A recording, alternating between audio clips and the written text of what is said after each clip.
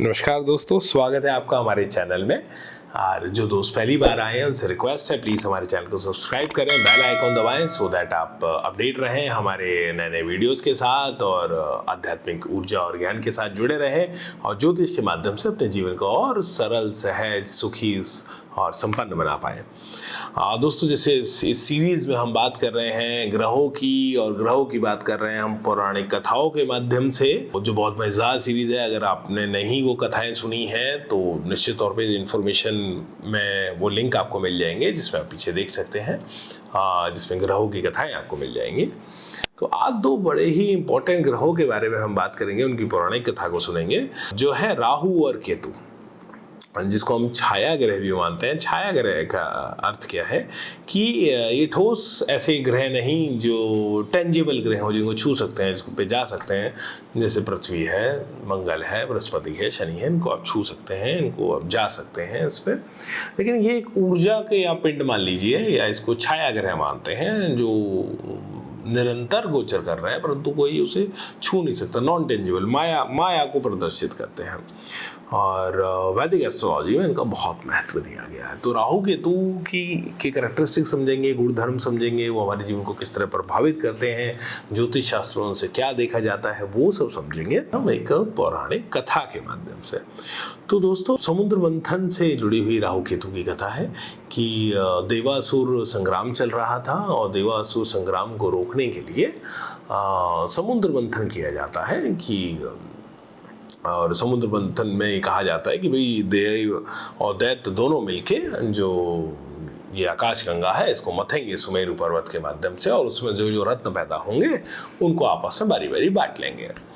तो एक एक करके रत्न पैदा होते हैं और अलग अलग चीज़ें आती हैं। अंत में जब अमृत कलश लेके भगवान धन्वंतरी प्रकट होते हैं तो उस अमृत कलश को लेके झगड़ा हो जाता है।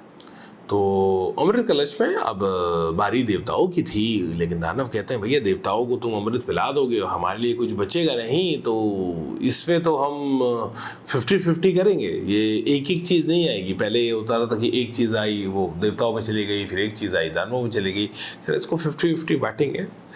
तो उन्होंने कहा ठीक है 50-50 बांट लेंगे, लेकिन पहले देवताओं को पिला देते हैं, जो बचेगा आपको आप लोग ले लीजिएगा।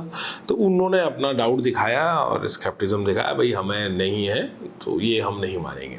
और वह टॉस करके हुआ जो हुआ, निर्णय हुआ ठीक है पहले देवताओं को पिला देते हैं फिर दानवों को पिलाएंगे। दो पंक्तियां बनी गई, एक में सुर बैठे एक में असुर बैठे।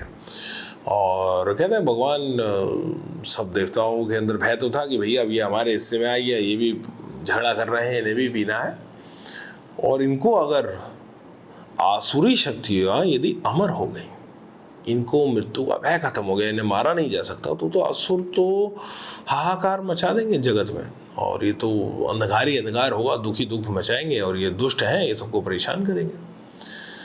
तो भगवान विष्णु ने मोहिनी स्वरूप, कहते हैं मोहिनी स्वरूप लिया, और मोहिनी यानी एक स्त्री, बहुत ही सुंदर स्त्री का उन्होंने स्वरूप लिया, और उन्होंने अपना अमृत कलश लेके अमृत बांटना शुरू किया। और वो इस तरह अमृत बांट रहे थे कि भैया देवताओं की जो पंक्ति है अंतिम पंक्ति तक पहुँचते पहुँचते इनको मिल जाए, और अगर तब तक ये धैर्य कर पाए तो इनके लिए कुछ छोड़ेंगे।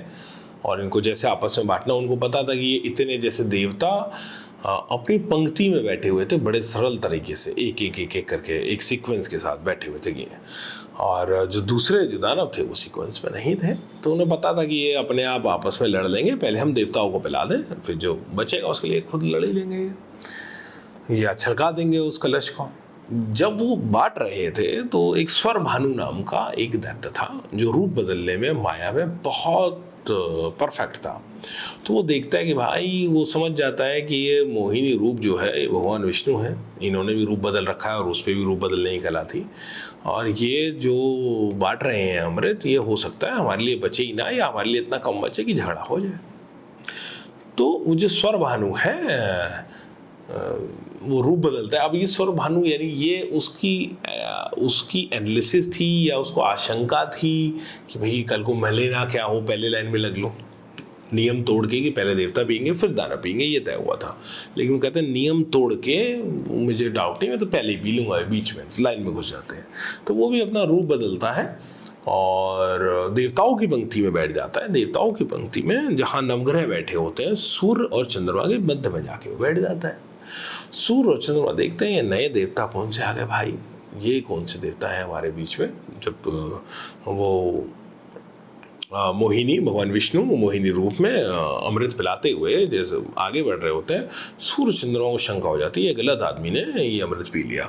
तो तुरंत वो कहते हैं, आवाज़ लगाते हैं कि भगवान ये तो गलती हो गई, और ये तो दैत्य है जो रूप बदल के बैठा हुआ है। तो कहते हैं मोहिनी रूप छोड़ के भगवान विष्णु अपने चक्रधर अवतार में आते हैं, रूप में आते हैं, और वो कहते हैं भाई ये तो तूने गलत किया, तूने धोखा दिया, तूने मुझ पर शंका जताई, तू रुकता बैठता बाद में मुझसे बोलता, नहीं मिलता तो मैं बोलते, लेकिन तूने शंका जताई।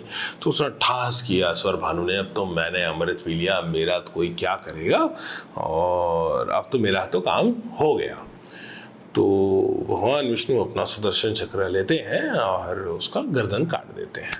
अब क्योंकि अमर हो चुके थे, अमर तो हो चुके हैं, वो मर तो सकता नहीं, लेकिन वो सर और धड़ दोनों अलग अलग हो जाता है।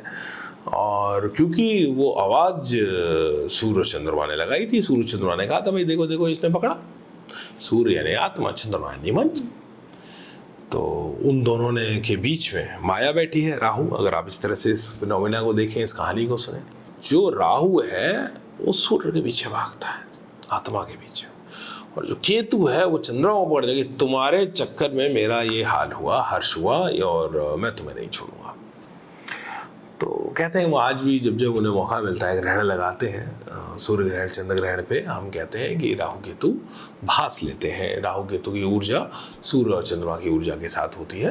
तो कभी अमावस्या और पूर्णिमा पे जो ग्रहण लगते हैं, सूर्य ग्रहण चंद्र ग्रहण, तो उसमें राहु केतु की विशेष महत्व होता है, और वैदिक एस्ट्रोलॉजी में इनको बहुत महत्वता दी जाती है।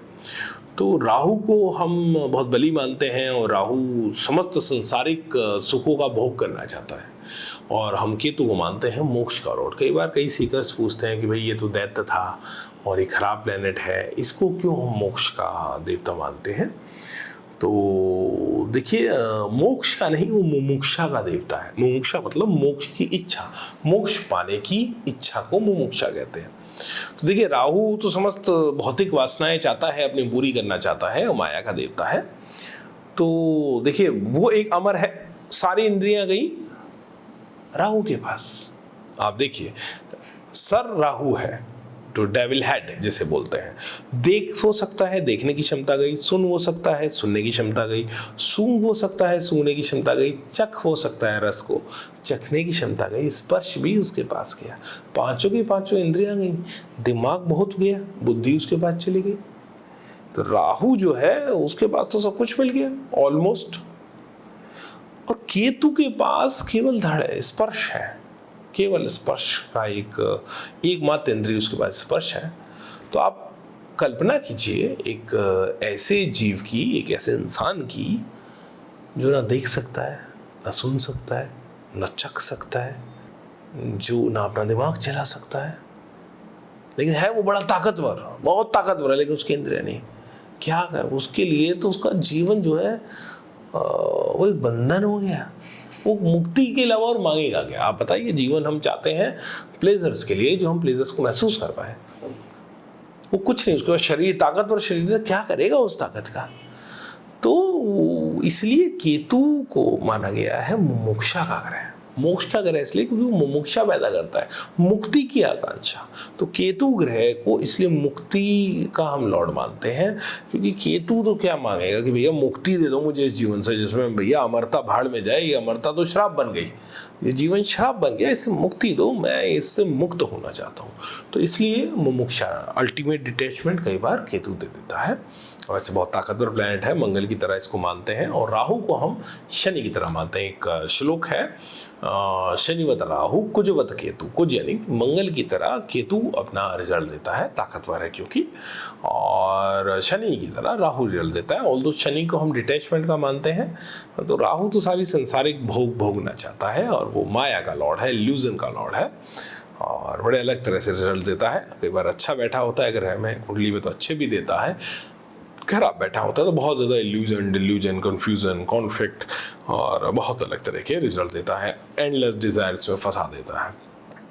तो दोस्तों उम्मीद है आपको कुछ समझ में आया होगा इस राहु केतु की सुर भानु की कथा से, इस पौराणिक कथा से। और आगे हम और कथाएं डिस्कस करेंगे और ग्रहों को समझेंगे पौराणिक कथाओं के माध्यम से कि किस तरह वो हमारे जीवन को प्रभावित करते हैं, उनमें कोई गुण धर्म है, कोई विशेषता है तो वो क्यों है, कहाँ से आई। तो कहानी के माध्यम से ऋषियों ने हमें बहुत सरलता से ये ज्ञान हम तक पहुँचा दिया। उम्मीद है आपको ये आज की स्टोरी अच्छी लगी होगी। अगली स्टोरी और बढ़िया है और उसको कंक्लूड करेंगे हम लोग, तो बने रहिए हमारे साथ, जुड़े रहिए और शेयर कीजिए इस वीडियो को, सब्सक्राइब कीजिए हमारे चैनल को। धन्यवाद दोस्तों, आपका दिन शुभ हो। नमस्कार।